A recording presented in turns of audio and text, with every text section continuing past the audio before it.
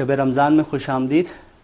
تو ناظرین، پروگرام کو آگے بڑھاتے ہوئے چلتے ہیں علامہ صاحب کی طرف۔ الحمدللہ رب العالمین والصلاة والسلام علی سید الانبیاء والمرسلین، اما بعد فاعوذ باللہ من الشیطان الرجیم، بسم اللہ الرحمن الرحیم۔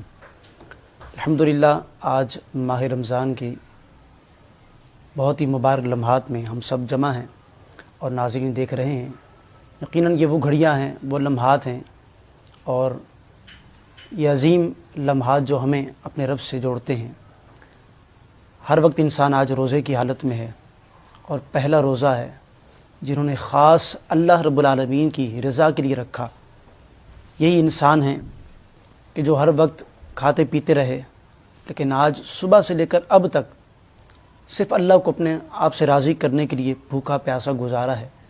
یقیناً بہت خوش بختی ہے اور مقدر کی بات ہے، اور کئی ایسے ہوں گے کہ جو ان لمحات کو پایا ہوگا لیکن اس نعمت سے سرشاد نہیں ہوئے ہوں گے۔ تو اپنے دن کو غفلت میں گزارا، کام کاج کرنا، یقیناً رزق حلال کمانا عبادت ہے، لیکن اس کے ساتھ ساتھ اللہ کو راضی کرنا یہ اس سے بڑھ کر کمال ہوتا ہے۔ اور اللہ تبارک و تعالیٰ نے ایسا کرم اور ایسا فضل کیا ہے، قرآن کریم اس کا شاہد ہے۔ قرآن کریم ہمیں درس دیتا ہے کہ جب ماہ رمضان آ جائے تو پھر کیا کیا جائے۔ ماہ رمضان جب آئے تو فمن شاہد منکم الشہر فلیصم، قرآن کہتا ہے جب تم ماہ رمضان کو پالو، ماہ رمضان کو حاصل کر لو تو پھر کیا کرو، فلیصم، تمہیں چاہیے کہ تم روزہ رکھو۔ یہ قرآن نے ہمیں پیغام دے دیا، تعلیم دے دی اور سکھا دیا کہ جب ماہ رمضان آنے والا ہے اور جب ماہ رمضان آ گیا اور تمہیں اللہ نے زندگی بخشی ہے کہ تم نے اس ماہ مبارک کو دیکھ لیا، حاصل کر لیا، تو اب روزہ رکھو۔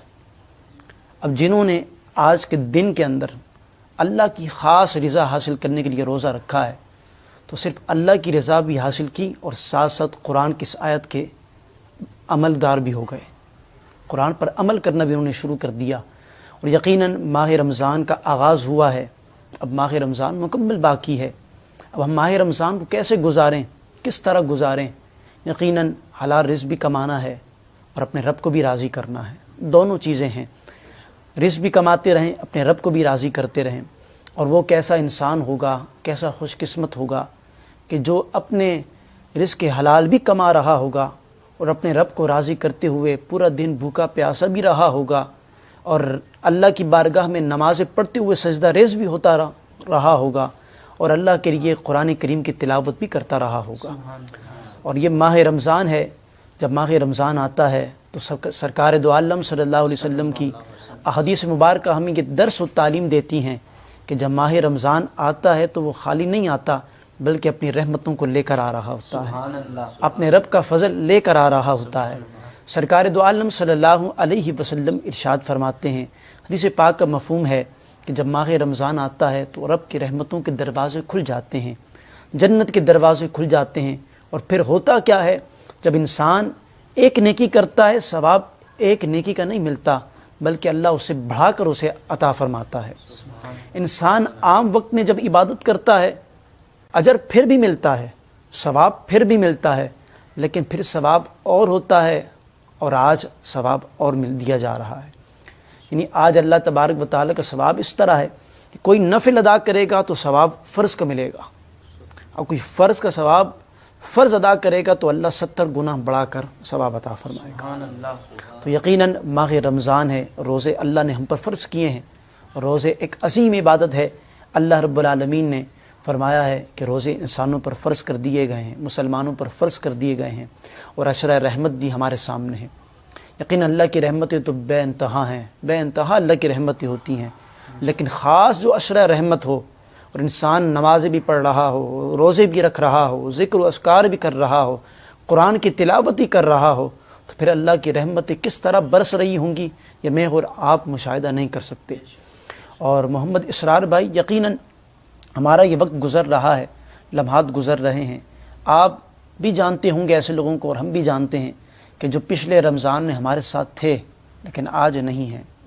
پچھلے ماہ رمضان انہوں نے گزارا، غفلت میں گزارتے رہے یا پھر اللہ کی عبادت کرتے رہے، لیکن آج وہ مہینہ پھر آ گیا ہے اور آج ہمیں مجھے اور آپ کو اللہ نے یہ توفیق بخشی ہے. اور آج ہم روزے کی حالت میں ہیں تو یہ ہماری طاقت نہیں، یہ اللہ نے ہمیں توفیق بخشی ہے. اور آج ہم نمازیں پڑھ رہے ہیں تو میری اور آپ کے اس میں کوئی کمال نہیں ہے، یہ اللہ نے ہمیں توفیق بخشی ہے کہ اس نے اپنے دربار پر بلایا ہے. کیونکہ وہی روزہ رکھتا ہے یا وہی دربار پر حاضر ہوتا ہے. میں دنیا کی ایک مثال آپ کے سامنے رکھوں کہ اگر آج کسی انسان کی شادی ہو رہی ہو تو ہم اس کی ایک ولیمے کی رسم کے اندر بھی شامل نہیں ہوتے جب تک وہ ہمیں دعوت نہ دے، کیونکہ ہم سمجھتے نہیں ہیں کہ ہم بن بلائے مہمان کیسے بن کر چلے جائیں. تو اگر ہم مسجد کے اندر جا رہے ہیں تو یہ بھی اللہ کی طرف سے دعوت ہے. جو جا رہا ہے وہ خوش قسمت ہے کہ اسے اللہ نے اپنا مہمان بنایا ہے. جو نہیں جا رہا وہ یہ نہ دیکھے کہ میں کہاں ہوں، آج میرے کاروبار اتنا وسیع تھا، بلکہ وہ یہ سوچے کہ اللہ نے اسے آج توفیق نہیں بخشی کہ وہ اللہ کی بارگاہ میں سجدہ کرنے نہیں جا رہا. آج اگر اس نے روزہ نہیں رکھا تو وہ سوچے کہ میں کہاں آ کر کھڑا ہو گیا ہوں کہ اللہ نے مجھے روزے کی توفیق نہیں دی. میرے بھائیوں نے روزہ رکھا، میرے پڑوسیوں نے روزہ رکھا، میرے دوستوں نے روزہ رکھا، لیکن میں نے نہیں رکھا تو میں کس قدر اور کہاں کھڑا ہوا ہوں. اگر آج آئے تو عشرہ رحمت ہے، اللہ کی رحمت کے سائے تلے آئے. اور اللہ کی رحمت تو ایسی وسیع ہے کہ جو ایسے مانگتا رہے تو رب دیتا ہے، لیکن یہ لمحات تو رحمت والے ہیں، اور ان لمحات میں جب آ کر مانگے گا تو رب نہ جانے اپنی رحمت کی طرح کس طرح لٹا رہا ہے اور کیسے نواز دے گا. اور مجھے ایک حدیث پاک یاد آئی ہے، میں اپنے ناظرین کو سنانا چاہتا ہوں کہ اگر آج آئیں، اگر ہم دور ہو گئے ہیں، اپنے آپ کو مایوس کر چکے ہیں، پہلے تو میں یوں کہوں گا کہ اپنے رب کی رحمت سے مایوس نہ ہوں، بلکہ اپنے رب کی طرف آئیں. وہ مجھے حدیث پاک یاد آئی، بڑی خوبصورت حدیث پاک ہے. اسرار بھائی، ہمارے صادق بھائی بھی سن رہے ہیں اور ہمارے ناظرین بھی شامل ہیں. وہ حدیث پاک ایسی ہے، بنی اسرائیل کا واقعہ ہے. نبی پاک صلی اللہ علیہ وسلم کے زمانے سے پہلے کا واقعہ سنا رہا ہوں.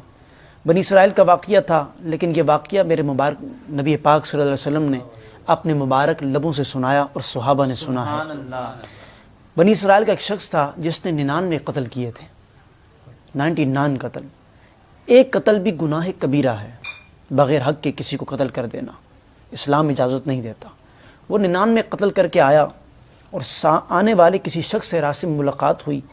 اسے کہتا ہے کہ میں 99 قتل کر چکا ہوں، بتاؤ کیا میرا رب مجھے اب بھی بخش دے گا؟ اس نے کہا، بتانے والے نے، کہ تو نے 99 قتل کیے، ایک قتل بھی گناہ کبیرہ ہے، 99 مرتبہ تو نے اپنے رب کو ناراض کیا، اب کیسے اپنے رب کی بارگاہ میں جائے گا اور راضی کرے گا؟ اس نے اس شخص کو بھی قتل کر دیا. کہ 99 صحیح، اب 100 ہو گئے. پھر چند قدم لے کر آگے بڑھ رہا تھا. پھر ایک شخص سے ملاقات ہوئی. اس سے کہا کہ میں نے اب 100 قتل کر لیے ہیں اور میں چاہتا ہوں کہ میرا رب مجھے بخش دے. لیکن اس کی چاہت کیا تھی؟ اس کا یقین تھا کہ میرا رب مجھے بخش دے گا. اب وہ شخص کے پاس آیا. اس شخص نے کہا، میرا رب تو بڑا مہربان ہے، تو نے 100 قتل کیے، رب کی بارگاہ میں بخشش مانگ، رب تو بے پناہ کرم کرنے والا ہے، بخشش فرما دے گا. پھر اس شخص نے اس شخص کو کہا کہ ایسا کر، قریب ہی ایک نیکیوں کی آبادی ہے جہاں اللہ کے نیک بندے رہتے ہیں، وہاں جا، اللہ کی بارگاہ میں ان کے صدقہ پیش کر، اللہ تیرے سارے گناہوں کو معاف کر دے گا اور تجھے اللہ اپنی رحمت کے صدقے پاک و صاف کر دے گا. اب اسرار بھائی ہوتا کیا ہے، وہ چند ہی قدم چلتا ہے کہ اس کی جسم سے روح پرواز کر جاتی ہے. اب اس کا انتقال ہو گیا، اب اس کا جسم پڑا ہے. اب چند ہی قدم ایک شخص کو قتل کر آ رہا ہے، وہاں اس کا جسم پڑا ہے. اب یہاں جسم گرتا ہے. اب فرشتے آ جاتے ہیں جہنم کے. 100 قتل کیے ہیں، اب فرشتے جہنم کے آ گئے. تھوڑا سا وقت گزرتا ہے کہ جنت کے فرشتے بھی آ جاتے ہیں کہ ہم لے کر جائیں گے. اب آپس میں کلام شروع ہو جاتا ہے فرشتوں کا. جہنم کے کہتے ہیں کہ 100 قتل کیا، ہم لے کر جا رہے ہیں، یہ اس کا جرم ہے. جنت کے فرشتوں نے کہا، اس کی نیت توبہ کی تھی، ہم اسے لینے کے لیے آئے ہیں. اب آپس میں کلام شروع ہو گیا، آپس میں گفتگو چل رہی ہے. اب ان کا فیصلہ کرنے کے لیے میرے رب نے جبرائیل امین کو نازل فرمایا. اب جبرائیل امین آئے اور کہا، بات کیا ہے؟ بات دونوں کی سنی اور کہا، ایسا کرتے ہیں، اللہ تبارک و تعالیٰ نے جو حکم دیا، فیصلہ ہم یوں کرتے ہیں کہ ہم ناپتے ہیں، اگر جس شخص کو قتل کر کے آ رہا ہے اس کے قریب ہے تو جہنم کے فرشتے لے جائیں. اگر یہ جس نیت کے ساتھ توبہ کرنے کے لیے چلا تھا اور جس طرف چلا تھا، اگر وہ آبادی قریب ہے تو جنت کے فرشتے لے جائیں گے. اب چونکہ چند ہی قدم چلا تھا کہ جہنم کے فرشتے آ چکے تھے اور وہ جسم جس کو قتل کر کے پہنچا تھا وہ قریب تھا بظاہر، لیکن جبرائیل علیہ السلام نے جب یہ کہا دونوں نے مان لیا۔ اب اللہ کا کرم ہوتا ہے، اللہ کی رحمت برستی ہے، اور عشرہ رحمت نہ جانے اب کتنی رحمت برس رہی ہوگی۔ اب اللہ کی کیسی رحمت برسی کہ جب ناپا گیا تو اللہ کا کرم، اللہ کی قدرت سے زمین قریب ہو گئی جو آبادی دور تھی، اور جو جسم قریب پڑا ہوا تھا جس کو قتل کر کے آ رہا تھا وہ حصہ دور ہو گیا۔ اب اس شخص کو جنت کے فرشتے لے کر جا رہے ہیں۔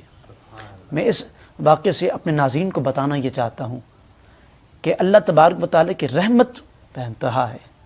اللہ کی رحمت سے مایوس مت ہوں، آئیں اللہ کی رحمت میں۔ اگر آج کا روزہ آپ نے نہیں رکھا تو کل کا روزہ ہے، باقی رمضان ہمارے سامنے موجود ہے۔ اگر آج ہم نے دن غفلت میں گزارا، نمازیں نہیں پڑھی، قرآن کی تلاوت نہیں کی، تو ماہ رمضان موجود ہے۔ مایوس مت ہوں اللہ کی رحمت سے۔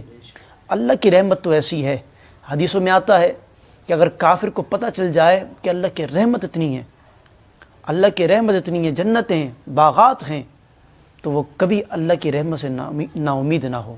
کافر، ہم تو مسلمان لوگ ہیں، ہمیں تو ہر قدم اٹھتا ہے تو اپنے رب کی رحمت پر نظر ہوتی ہے کہ اگر آج ہم رزق حلال کمانے کے لیے نکلے ہیں تو ہماری کوئی طاقت نہیں، ہمیں رزق ہمارا رب دے گا، ہم تو مسلمان ہیں۔ اب اپنے ناظرین کو یہی کہنا چاہوں گا کہ اپنے دن کو غفلت میں گزارا، اپنے آپ کو قرآن سے دور رکھا، اپنے آپ کو نمازوں سے دور رکھا۔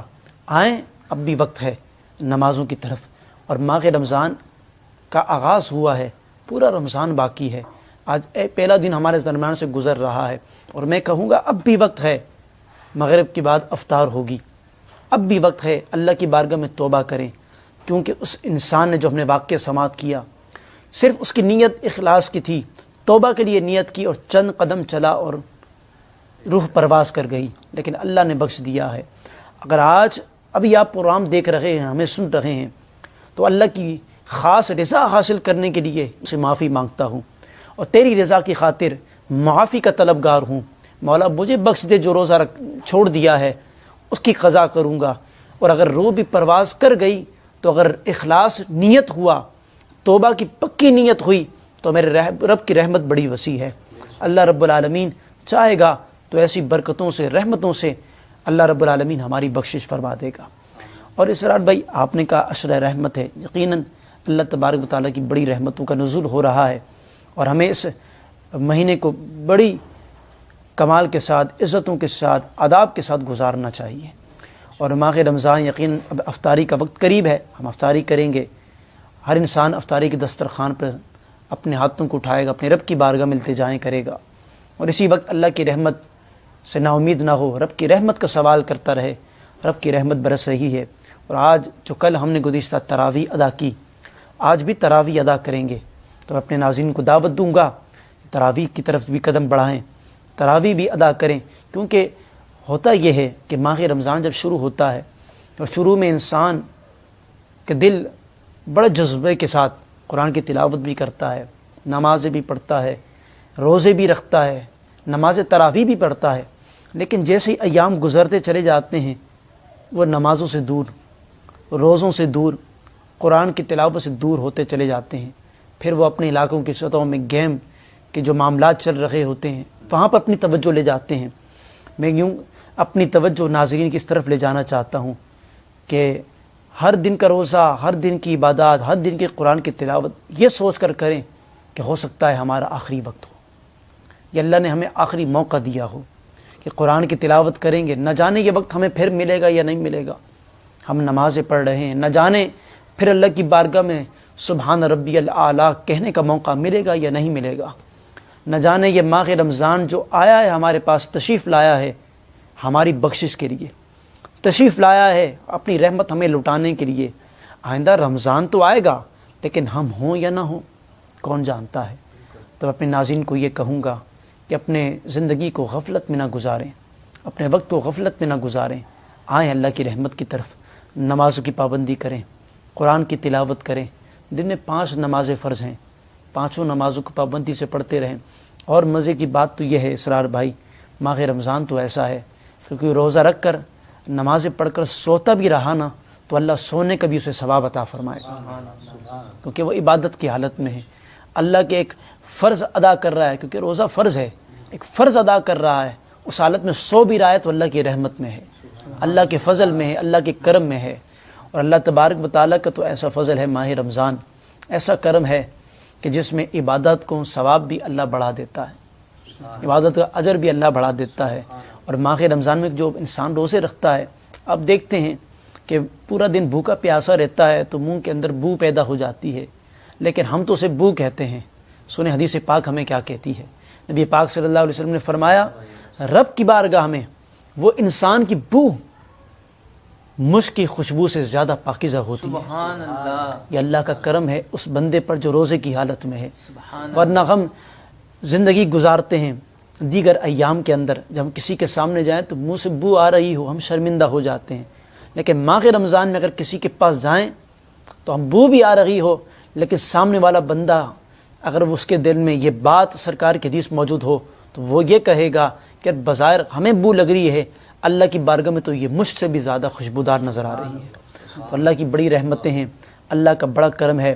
میں دعا کرتا ہوں اللہ رب العالمین یہ عشرہ رحمت بھی، پھر عشرہ مغفرت بھی، پھر عشرہ نجات بھی اللہ ہمیں اپنی عبادات میں گزارنے کی توفیق